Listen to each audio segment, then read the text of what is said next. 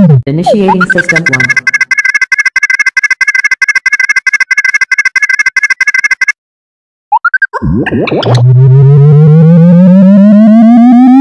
System 1 loaded.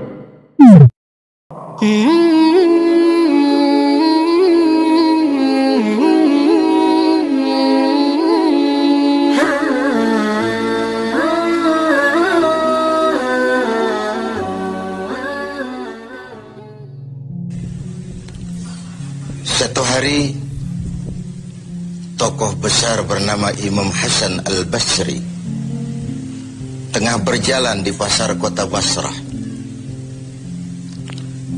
Datang seseorang lalu bertanya kepada beliau, "Ya Aba Ishaq," wahai Abu Ishaq, panggilan buat Imam Hasan Al-Basri. Katanya dalam Quran itu, "Ud'uni astajib lakum." Berdoalah kepadaku, aku akan jawab doamu. Mintalah kepadaku, aku akan penuhi permintaanmu. Begitu janji Allah dalam Quran. Lah kami ini, kata si orang tadi, sudah lama berdoa kepada Allah. Sudah banyak kali kami memohon kepadanya. Wah, kok sampai sekarang doa kami nggak dijawab-jawab, nggak pernah dikabulkan. Ini bagaimana? Katanya berdoa, aku kabulkan. Sudah lama kami berdoa. Kenapa nggak pernah dikabul-kabulkan? Apa doa kami salah pasang? Apa Tuhan pas kebetulan nggak dengar? Atau bagaimana ini? Imam Hasan Al-Basri senyum lalu menjawab, "Ya ahlal Basrah, hai penduduk Basrah, hatimu mati. Dari hati yang mati, bagaimana mungkin doa akan terjawab? Tidak ada getaran yang menyebabkan channel kepada Allah itu nyambung. Tidak ada. Dari hati yang mati, doa tidak mengeluarkan getaran untuk sampai kepada aras. Hatimu mati, maka doamu tidak dikabulkan." Kita renungkanlah jawaban ini. Sederhana, doa tidak didengar Tuhan. Permohonan tidak dikabulkan olehnya. Tapi kalau kita mau menukik kepada renungan yang lebih jauh, kemalangan apa yang lebih besar selain daripada kalau Allah sudah berpaling kepada kita dalam hidup ini? Permohonan tidak didengar, doa tidak dikabulkan, Allah sudah masa bodoh dengan kita. Kemana lagi langit tempat kita bernaung? Kemana lagi bumi tempat kita berpijak?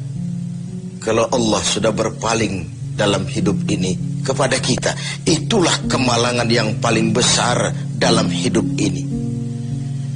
Sementara kita berleha-leha, menurut kita kemalangan itu kehilangan jabatan, kemalangan itu kehilangan harta benda, kemalangan itu adalah kehilangan orang yang kita sayangi.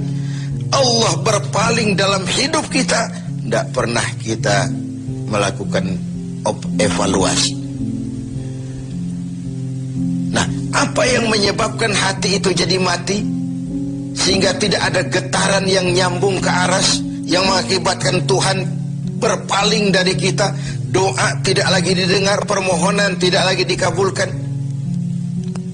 Ada beberapa hal yang menyebabkan hati jadi mati, sehingga doa tidak terangkat.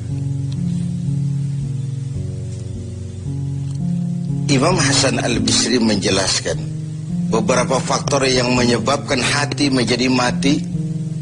Tidak ada lagi getaran yang mengantarkan doa ke aras, sehingga Tuhan pun berpaling. Yang pertama kata beliau, "Araftumullaha wa lam tu'tuhu haqqah." Kamu kenal Allah, tapi haknya untuk disembah, kewajibanmu untuk menyembah, tidak pernah kamu laksanakan. Bagaimana hati tidak jadi mati? Kenal. Siapa pencipta alam semesta? Allah. Siapa pencipta lautan, gunung, sungai? Allah. Siapa pencipta langit dan bumi? Allah. Siapa pengatur segala-galanya? Allah. Sholat apa tidak? Tergantung kebutuhan. Kamu kenal Allah, Tapi haknya untuk disembah, kewajibanmu untuk menyembah, tidak pernah kamu laksanakan. Bukankah simpel bahwa Fatihah saja mengajarkan iyyaka na'budu wa iyyaka nasta'in. Hanya kepadamu kami menyembah dan hanya kepadamu kami mohon pertolongan. Tertibul kalimat, na'budu dulu baru nasta'in. Kalau na'budu terlaksana, nasta'innya pasti tokcer.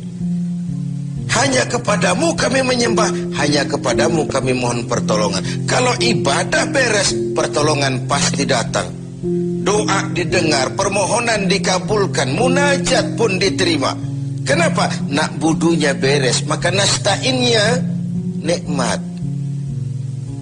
Tidak diajarkan kita iyyaka nasta'in wa iyyaka na'budu, tapi na'budu dulu, baru kemudian nasta'in. Kalau hati tidak mau mati, janganlah pengenalan kita kepada Allah tidak diiringi dengan pendekatan kita kepadanya. Bagaimana cara mendekat kepada Allah? Logika saja. Mau dekat dengan presiden, ikuti peraturan yang dibuat oleh protokolernya presiden. Mau dekat dengan gubernur, ikuti peraturan yang disusun oleh protokolnya gubernur. Tidak bisa mau dekat dengan gubernur bikin peraturan sendiri. Mau dekat dengan Allah bikin metode sendiri. Dengan jalan ngelamun, duduk madep ngidul, bengong 4-5 jam, lalu mau dekat dengan Allah. Mau dekat dengan Allah, ikuti cara yang sudah diatur oleh Allah melalui utusan-utusannya. Bukan dengan cara membuat sesuatu sendiri. Ini yang pertama. Lalu yang kedua, yang menyebabkan hati jadi mati, qara'tumul Qur'an walam ta'malu bih. Kamu baca Al-Quran, kamu dengungkan Al-Quran, kamu sanjung Al-Quran, walam ta'malu bih, tapi isinya, ajarannya tidak pernah kamu laksanakan. Isinya, ajarannya sering malah diinjak-injak. Bukankah kita hidup di satu zaman di mana tuntunan sudah menjadi tontonan, dan tontonan sering dianggap sebagai tuntunan? Bukankah kita hidup di satu masa di mana orang yang jujur dikhianati dan pengkhianat malah diberikan amanah? Bukankah zaman ini sudah terjadi pergeseran nilai yang sedemikian rupa?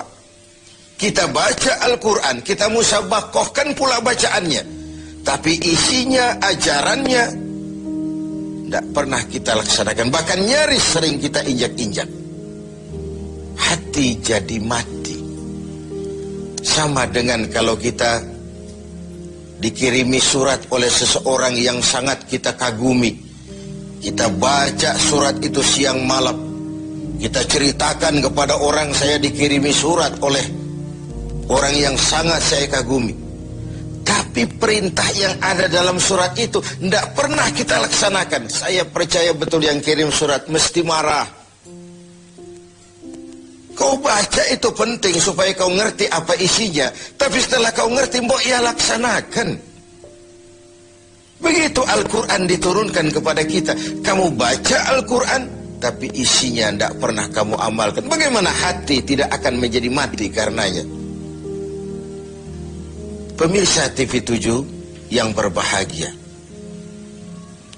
yang ketiga penyebab hati itu menjadi mati, akaltum ni'mata rabbikum walam tashkurulah.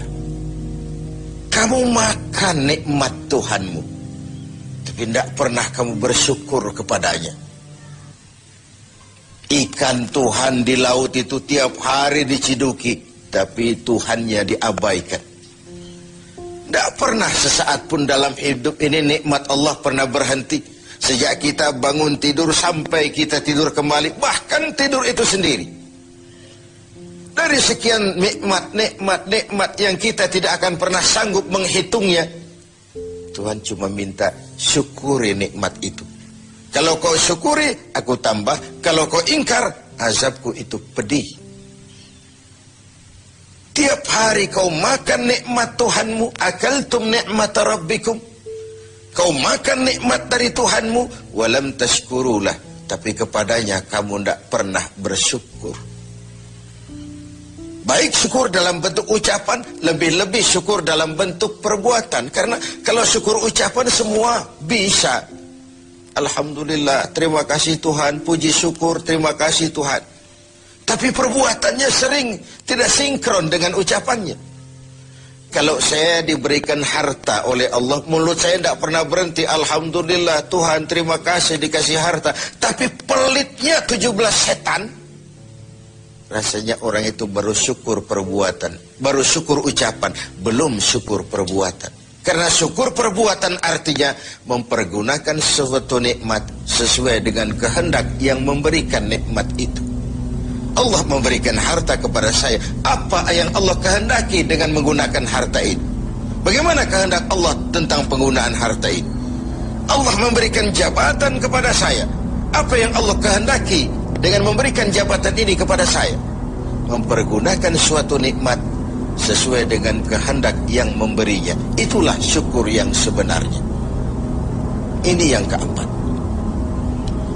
Yang kelima, penyebab hati itu jadi mati. Qultum annal mauta haqqun wa lam tasta'iddu lah. Kamu yakin, kamu percaya, kamu tahu betul hidup akan berakhir dengan kematian. Namun kau tidak pernah mempersiapkan diri untuk itu. Baik menghadapi kematian maupun menghadapi yang lebih penting sesudah kematian. Karena mati pada dasarnya sebuah peralihan dari sebuah tahap kehidupan kepada tahap kehidupan yang berikutnya. Bukan akhir. Bahkan saya lebih cenderung mengatakan mati adalah istilah yang digunakan bagi orang yang sedang hidup. Si fulan mati, itu kan kata yang hidup. Yang mengalami sedang pindah ke alam lain. Jadi tidak ada alasan hidup sulit bener, mending mati habis urusan. Tidak selesai sampai di situ. Tidak selesai urusannya. Hidup terus berlanjut di alam barzah, terus berlanjut di alam mahsyar. Ini satu perjalanan panjang. Seperti kita akan berangkat ke luar kota yang jauh, tentu kita harus menyiapkan bekal. Semakin jauh perjalanan, semakin banyak bekal yang kita bawa. Kalau Anda akan berangkat jauh, tidak bawa bekal berangkat juga, itu kan nekat sama namanya. Sampai ke tujuan belum tentu, sengsara di jalan sudah pasti. Kenapa? Tidak ada bekal kok berangkat. Begitulah kita sebagai manusia, hamba Allah. Perjalanan panjang, belum siap bekal, belum cukup ibadah kita, sudah datang saat kematian. Tentu artinya belum punya bekal sudah berangkat. Alamat sengsara di jalan karena bekal tidak ada. Inilah Ramadan di mana kita antara lain menyiapkan bekal-bekal untuk menghadapi hidup sesudah kehidupan yang